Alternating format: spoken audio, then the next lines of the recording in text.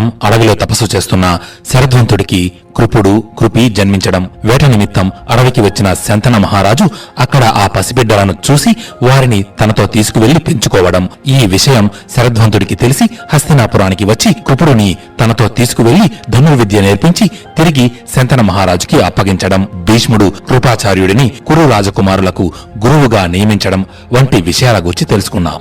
పాండవులు కౌరవులు కృపాచార్యుని వద్ద విద్యాభ్యాసం చేస్తున్నారు. అయితే ఒకసారి కురు రాకుమారులందరూ ఆడుకుంటున్న సమయంలో వాళ్ళు ఆడుకుంటున్న బంతి పక్కనే ఉన్న బావిలో పడింది.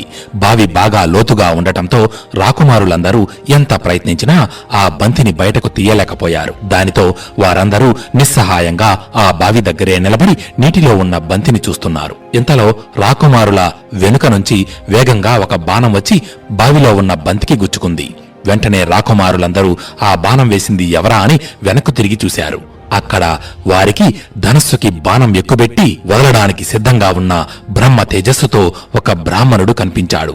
అతడే భరద్వాజ మహాముని కుమారుడు, పరశురాముని శిష్యుడు ద్రోణాచార్యుడు.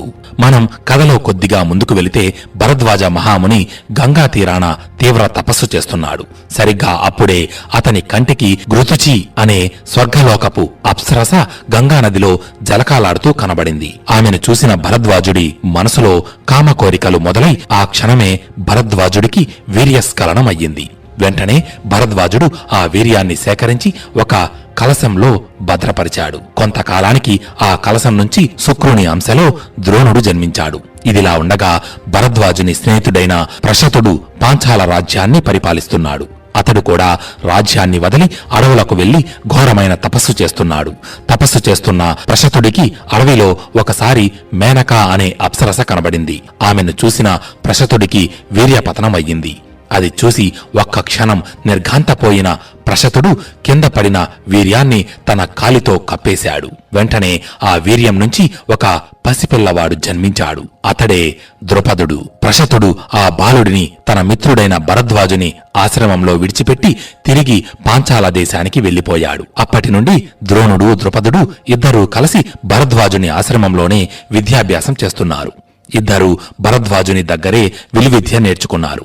విద్యాభ్యాసం పూర్తయిన తరువాత ద్రుపదుడు పాంచాల దేశం వెళ్లిపోయాడు. కాని ద్రోణుడు అగ్నివేశ్యుడు అనే మహాముని వద్ద ధనుర్విద్యను అభ్యసించాడు. ద్రోణుడికి పెళ్లి వయసు రావడంతో భరద్వాజముని కృపాచార్యుడి చెల్లెలు అయిన కృపిని ద్రోణాచార్యుడికి ఇచ్చి వివాహం జరిపించాడు. పెళ్లైన సంవత్సరానికి వారిరువురికి ఒక బిడ్డ జన్మించాడు. అతడే అశ్వత్థామ. అయితే ఒకసారి పరశురామ ప్రభు తన దగ్గర ఉన్న ధనాన్నంతటినీ బ్రాహ్మణులకు దానం చేస్తున్నాడని తెలిసి ద్రోణాచార్యుడు కూడా అక్కడకు వెళ్లాడు. అక్కడ దానం స్వీకరించడానికి వచ్చిన వారందరూ ఒక వరుసలో నిలబడి ముందుకు నడుస్తున్నారు. పరశురాముడు అక్కడికి వచ్చిన వారందరికీ వచ్చినట్టు తన దగ్గర ఉన్న ధనం, బంగారం దానం చేస్తున్నాడు. ద్రోణాచార్యుడు కూడా ఆ వరుసలో నిలబడి ముందుకు నడుస్తున్నాడు.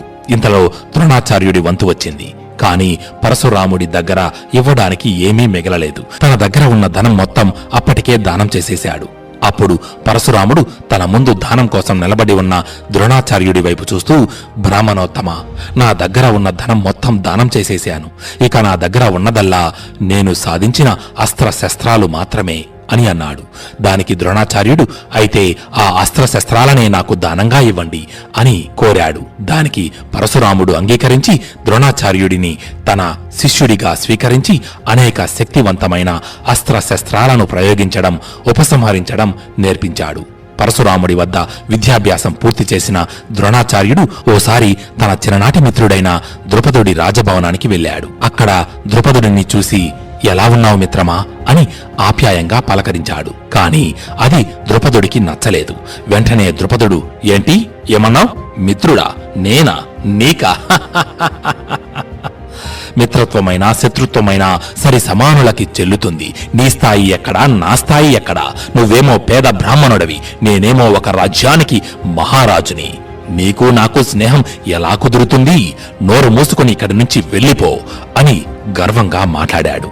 ద్రుపదుడి మాటలకు ద్రోణుడి మనస్సు మొక్కలయ్యింది. ఆ అవమానాన్ని భరించలేకపోయాడు. ఇక ఒక్క నిమిషం కూడా అక్కడ ఉండలేక తన భార్య బిడ్డలను తీసుకుని హస్తినాపురానికి బయలుదేరాడు. హస్తినాపురానికి చేరుకున్న ద్రోణుడు అక్కడ కురురాకుమారులు బావిలో పడిన బంతిని బయటకు తీయలేక నిస్సహాయంగా ఉండటం చూశాడు.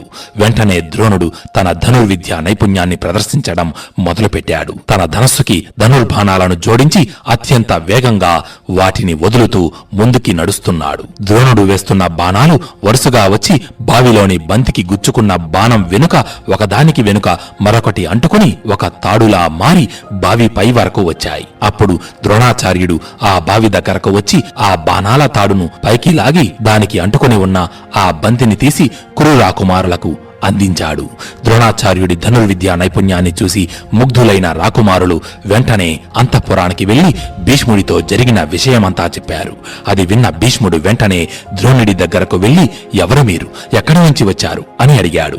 దానికి ద్రోణాచార్యుడు, మహాశయ, నా పేరు ద్రోణుడు, మహాముని భరద్వాజుడి పుత్రుడను. అగ్నివేశ్యుడి వద్ద విలువిద్య నేర్చుకున్నాను. మహావీరుడు పరశురాముడి దగ్గర శిష్యరికం చేశాను. నా ప్రాణ స్నేహితుడు పాంచాల దేశ నరేషుడు ద్రుపదుడు. నా పేదరికం కారణంగా అతను నన్ను తీవ్రంగా అవమానించాడు. నేను తలుచుకుంటే అతడిని అక్కడే వధించి ఆ రాజ్యాన్ని నా కైవసం చేసుకునేవాడిని. కాని నాకు అది ఇష్టం లేక అక్కడి నుంచి వచ్చేశాను అని చెప్పాడు. అది విన్న భీష్ముడు వెంటనే తన పాదచరులతో బోలెడంత ధనాన్ని బంగారాన్ని తెప్పించి ద్రోణుడికి ఇచ్చాడు. ఆ తరువాత ద్రోణుడి వైపు చూస్తూ, మీలాంటి ఉత్తములకు ఇటువంటి దుస్థితి ఏర్పడం బాధాకరం అని చెప్పి పక్కనే నిలబడ్డ కురురాకుమారులను ద్రోణుడికి చూపిస్తూ, వీరు ఈ హస్తినాపుర మహాసామ్రాజ్యానికి భవిష్యత్తు. వీరికి మీరు గురువుగా వ్యవహరించి మార్గనిర్దేశం చేయాలి అని కోరాడు. దానికి ద్రోణుడు అంగీకరించి కురురాకుమారుల వైపు తిరిగి చూస్తూ, మీరు నా దగ్గర విద్యాభ్యాసం పూర్తి చేసిన తరువాత నా కోరికను మీలో ఎవరు తీరుస్తారు అని అడిగాడు. దానికి కురురాకుమారులందరూ అయోమయంగా ఒకరి వైపు ఒకరు చూసుకుంటున్నారు. అప్పుడు వారి మధ్య నుంచి, మీ కోరికను నేను తీరుస్తాను గురుదేవా అని ఒక గొంతు వినబడింది. ఆ గొంతు ఎవరిదా అని ద్రోణాచార్యుడు తీక్షణంగా ఆ వైపు చూస్తున్నాడు. అప్పుడు వారందరి మధ్య నుంచి ఒక బాలుడు ముందుకు వచ్చి నిలబడ్డాడు. అతడే స్వయాన దేవేంద్రుని పుత్రుడు అర్జునుడు. అర్జునుడి మాటలకు ద్రోణుడు ఎంతగానో సంతోషించి ప్రేమతో అతన్ని కౌగిలించుకున్నాడు. మహాభారతం